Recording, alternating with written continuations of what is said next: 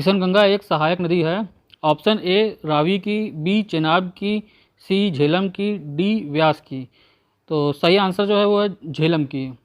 अब किशनगंगा नदी जो है उसका उद्गम स्थल जो है वो जम्मू कश्मीर में किशनसर झील है, वहाँ से हुआ है। और ये पाकिस्तान के मुजफ्फराबाद के पास झेलम नदी में जाके मिल जाती है। अगला क्वेश्चन है विश्व का सबसे शुष्क क्षेत्र अवस्थित है। ऑप्शन ए थार मरुस्थल में, बी मंगोलिया में, सी सूडान में, डी चिली में। सही आंसर जो है वो है चिली में।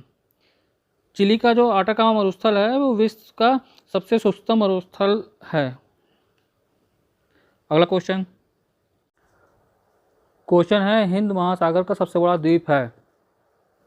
Option A Maldives, B Madagascar, C Lakshadweep, D Sumatra.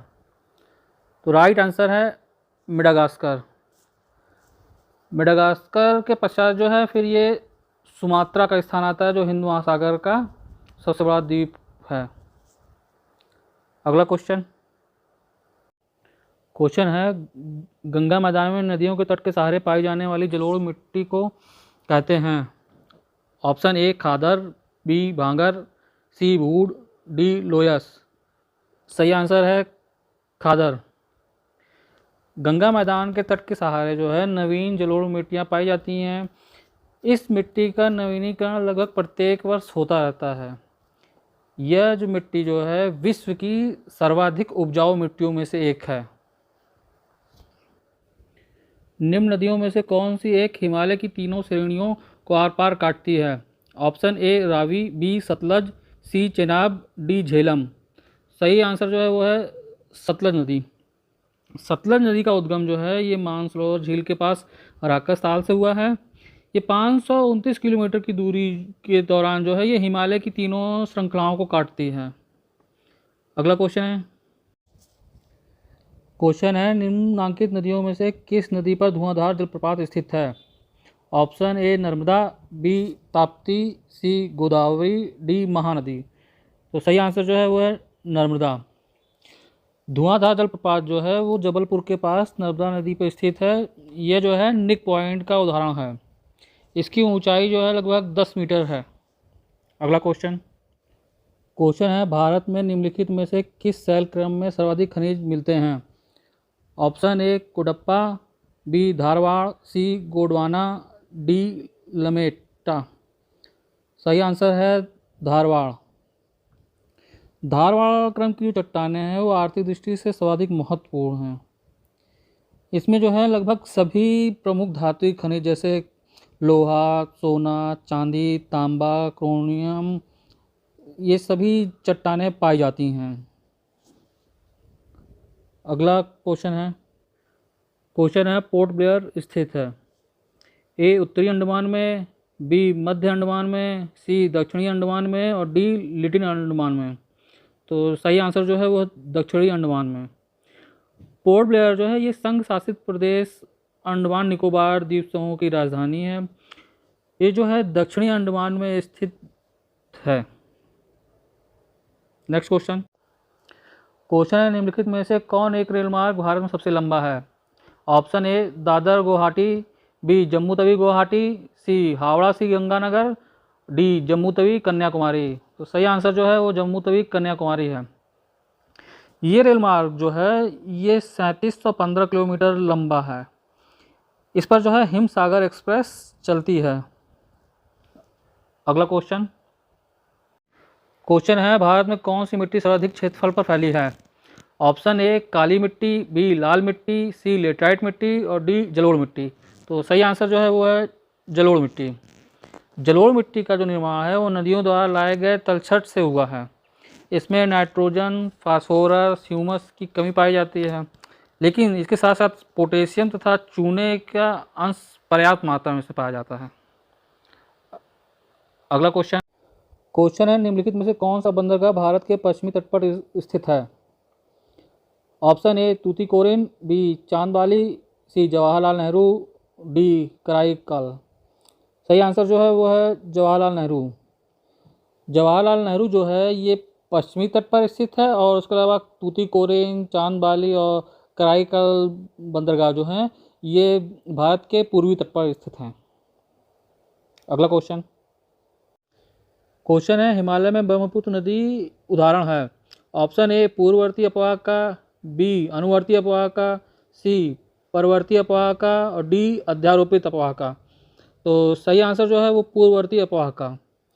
जो पूर्ववर्ती अपवाह प्रणाली का तात्पर्य है ऐसे अपवाह प्रणाली से है जिस पर संरचना स्थला खंड के उत्थान का प्रभाव नहीं पड़ता है। यदि कोई नदी अपनी घाटी का विकास कर चुकी है एवं उसके पश्चात नदी के मार्ग में उत्थान होता है एवं नदी ऊंचे उठे हुए स्थल खंड को काट कर अपने पुराने मार्ग पर कायम रहती है, तो ऐसे अपवाह प्रणाली को पूर्ववर्ती अपवाह प्रणाली कहते हैं।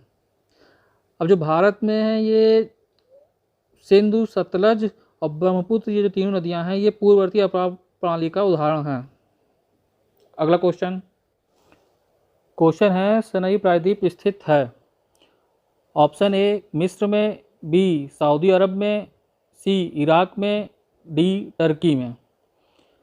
तो जो सही आंसर है वो है मिस्र में। तो जो सनई प्रायद्वीप है ये भूमध्य सागर के तट पर मिस्र में स्थित एक प्रायद्वीप है। अगला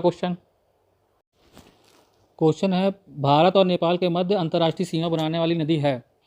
option A Gandak, B Teesta, C Kosi, D Kali. सही आंसर जो होगा वो है काली। काली नदी जो है यही जो है आपके भारत और नेपाल के मध्य जो है ये सीमा बनाती है। इसका जो दक्षिणी साइड है वो भारत में आता है और उसका उत्तरी साइड जो है वो नेपाल का बॉर्डर है। अगला क्वेश्चन है विक्टोरिया झील सीमा बनाती है।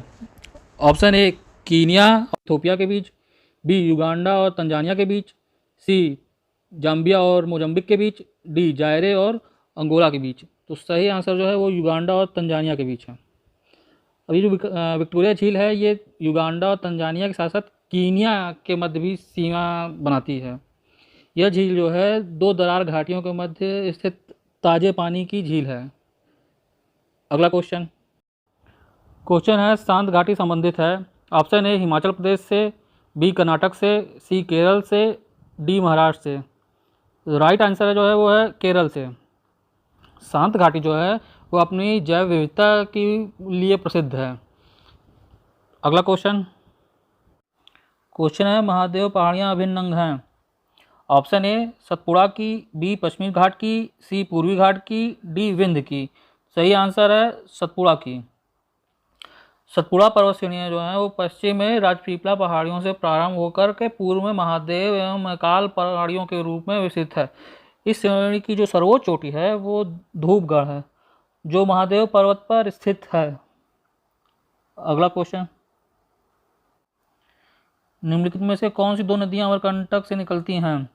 ऑप्शन ए चंबल और बेतवा, बी चंबल और सोन, सी नर्मदा और बेतवा, डी नर्मदा और सोन। सही आंसर है नर्मदा और सोन।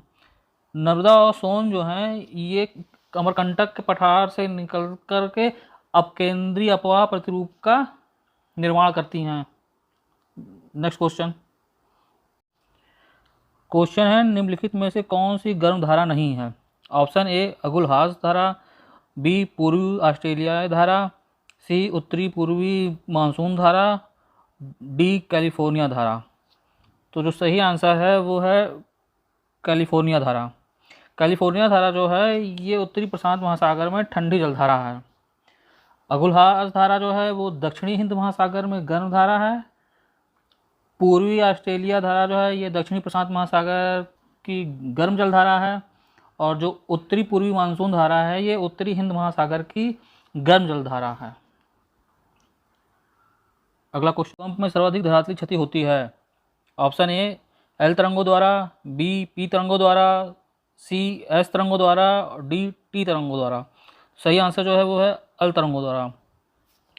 जो एल तरंगें होती हैं इनकी गति जो है ये पी और एस तरंगों की तुलना में काफ़ी कम है, परंतु जो ये एल तरंगें हैं आड़ी तिरछी चलने की वजह से ये जो है नुकसान अधिक करती हैं। इस वजह से जो है इसका भूकंप जब आता है तो ये तरंगें सबसे अधिक धरातल पर क्षति पहुंचाती हैं। तो ये थे ज्योग्राफी सेगमेंट के 20 most important questions. I hope ये वीडियो आपको पसंद आया होगा। वीडियो आपको कैसा लगा कमेंट बॉक्स में ज़रूर बताएं। प्रवीण मंत्रा को लाइक, सब्सक्राइब और शेयर करना ना भूलें। आज के लिए इतना ही। Thank you friends.